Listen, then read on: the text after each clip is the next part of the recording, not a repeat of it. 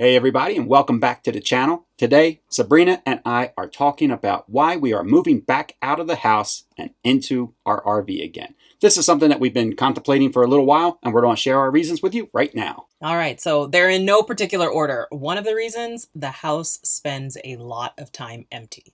I travel a lot for work, and when I work nights, I stay in hotels. Kenny travels for work. We kind of meet up along the way throughout the country, and the house is empty a lot of the time.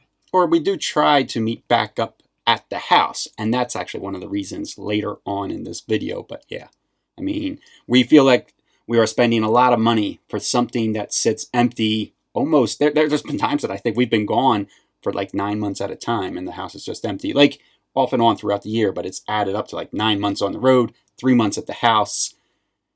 And just because you're away from the house doesn't mean like things like maintenance go away. Yes, in fact, they can get a little bit worse, but we'll talk about that too. Other reason, our priorities have changed. So when we first bought the house, we bought the house because it was during the pandemic, and I was looking for a permanent job. I wanted to work somewhere where people care if I lived or died. Because things were pretty hectic and traveling from hospital to hospital was pretty stressful. And I thought, you know what, let me look for a permanent position. We can stay in one space. We can be more secure in the fact that the hospital is going to provide PPE and really care about what happens to me. And so there wasn't really a great rental market where we live. And we decided, okay, well, let's buy a house. I have never owned a house before. Kenny has owned a house in the past and also a condo in the past and sold both of those. I have never owned anything in the past, so I was super gung-ho about wanting to own a home. I've never been gung-ho about home ownership before, after, at any point. So, yeah. So we're at the point now where I think I am not as excited about the whole experience, and priorities have just changed. And that job position changed within 6 months. I forgot to say that. Yeah, so I decided that job really wasn't for me because although they had masks and PPE, other things weren't ideal. And so I didn't actually stay at that job. So we ended up in an area which is fine. We ended up in an area which is beautiful, but the purpose for us being here changed. And so having the house doesn't make a lot of sense anymore here. Yeah, and I think we gave it a pretty good run. Like, that job ended within under a year. We've given it another 4 years of living in this house, doing this traveling back and forth. So we gave it a good run. Oh, is that what you're trying to convince me? Another thing, looking for less stress. The house comes with an endless to-do list. It's just something. It's always something. There's something for maintenance. There's pest control, that we replaced the water heater. Things are always breaking. Something's always snapping. Front door. We had to replace our front door. There were mushrooms growing out of the door jamb. I don't know. It's just always something. There's always something to do here. And I know in an RV, there's always something to do too. But having an RV where there's always something to do and a house where there's always something to do is just too much to do. Too much to do. Too much to do. So that's one of the reasons. I mean, we have some appliances that we haven't done anything to, and we're just like hoping that we don't have to do anything to them before we get out of here. Actually, right now we're in the process of getting estimates on what it's going to cost to paint the entire outside of the house. Yes. Yeah, it's so adding one more thing to the mix. The other thing is I personally feel very home in the RV.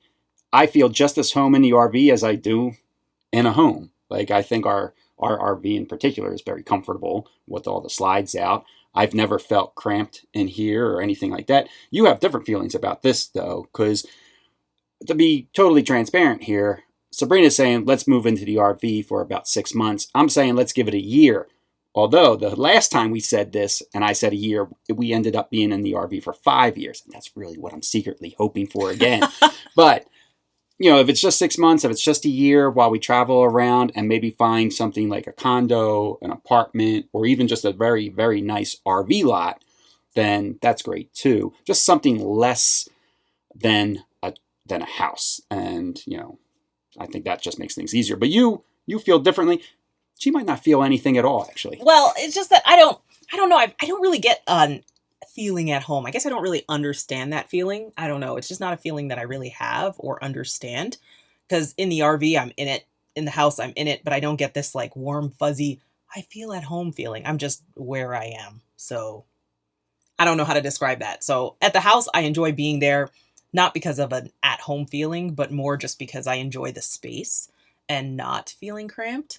And I enjoy the opportunity to talk on the phone at the same time, which doesn't happen in the RV. I enjoy the opportunity to have a separate like office where I can do my Spanish and French classes and stuff like that. And so those aspects of the house I like, but the trade-off for all the other things, I don't know. I can do classes outside, I think. Yeah, and I feel at home in the RV, but I don't typically feel home in the house. I feel more comfortable in the RV. I like the coziness compared to our house is pretty large. I've never really felt comfortable at Half home. the time you forget we even have a house when we're not home. Yeah, and we're going to get to that a little further down the list too of reasons for getting rid of the home, like when we're traveling. But yeah, when I'm at home, I feel like it's Groundhog Day. Every single day is the same day. My whole day is planned out from the time I wake up to the time I go to bed. I know what's going to happen. But in the RV world, things change a lot. Neighbors change, people I meet on the road change, the location that we go to changes. It's very exciting for me. Even the little, mundane things in RV life seem way more exciting than this house. Yeah. And I enjoy the change too. I enjoy the change of RVing, and I don't feel, because I don't really feel super attached to being home. I like the changes that come with RVing and being in different places, but I don't think I like to move as much as you like to move. I don't know. I just get this always constantly, kind of like the other video where I said I don't like to put things away, pick them up, move things out of the way, like just the constant like packing up and putting things away and packing. I don't really enjoy that aspect of it. So I probably would stay a little bit longer. And by a little bit longer, I mean like a couple weeks, not like months or years. Yeah, I like to move every 7 days. When we were like full time and before, I thought 7 days was pretty good. That gave me a chance to see an area just enough, and yeah, then I was ready to move on again. So one of the things is when we're out and about in the RV currently with our current setup and we have the house, if we're out somewhere, I always feel as if, or you always feel as if we need to get back to the house because we're paying for the house. And we feel as if we should be back at that house. So I feel like that takes away from our RV travels because say we're out somewhere and we would like to enjoy an area a little bit longer, sure we could, but now we're paying for the campgrounds out and about. We're paying for the extra fuel to be traveling out and about while we're paying for the house. I feel like because we have the house, we need to get back to that house. Also, if we go out somewhere, like say I'm working in Colorado in August for the Overland Expo. Well, now I'm on drive to Colorado. After that show, I now have to drive back home again. Instead, back in the day, I would just stay in that area until the next show or to go to our next destination. I wasn't always like, I'm calling it pinballing. I wasn't always pinballing back and forth from show back home to another show back home. Go on a vacation, back home again. We're putting more miles, I think, on our RV now that we have the house than before because we're always traveling thousands of miles to get back home because we're paying for it. We might as well try to use it. I've seen a couple reels on Instagram and Facebook that have been like, I'm at home enjoying my mortgage. So I can understand that. I can understand that. The thing about me when I'm away from the house is I actually worry about the house. And I don't know if it's worry, but I'm like, are there squatters there? So we actually installed security system, all of these other things that add to the expense of the house because I really would rather not come back after like 7 or 8 weeks and find somebody living there enjoying my mortgage.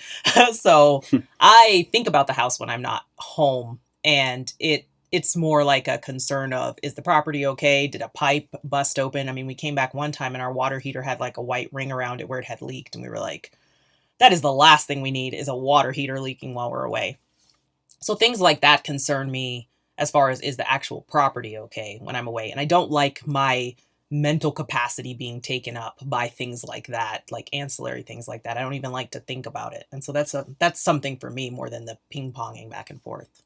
Another reason, just trying to simplify things. Again, like managing two households essentially between the RV and the house and the repairs and the maintenance and the cleaning.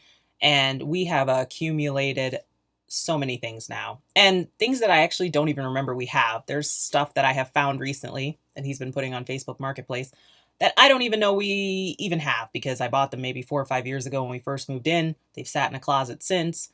And so I think simplifying things is very appealing. Again, back to my mental capacity being taken up by things it doesn't need to be taken up by. Those Facebook ads get you.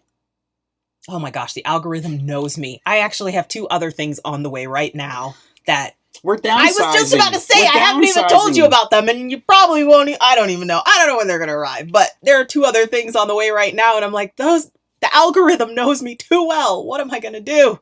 I'm posting like 3 things a day on Facebook Marketplace trying to downsize, and she's over here upsizing. Get out of here.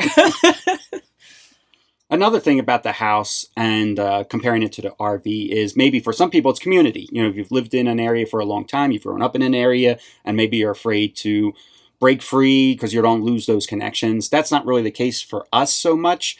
We only know 2 couples, and after 5 years, we only know 2 couples that we actually talk to and hang out with here at our home base. We have way more people out across not just America, but Mexico, Canada, and worldwide that we are friends with. And we feel as if, you know, we're not leaving our 2 friends because we're going to meet up with them just as, you know, as much as we can. In fact, our other 2 friends are also getting back into their RV and traveling full time. So, yeah, we're not tied to here because of community. We actually feel like there's more community for us out on the road. Yeah, when we're home, it's just pretty much us. I think every couple of months we might go out with one of these other couples. But for the most part, it's usually just us and Belle. And so our community is mostly elsewhere.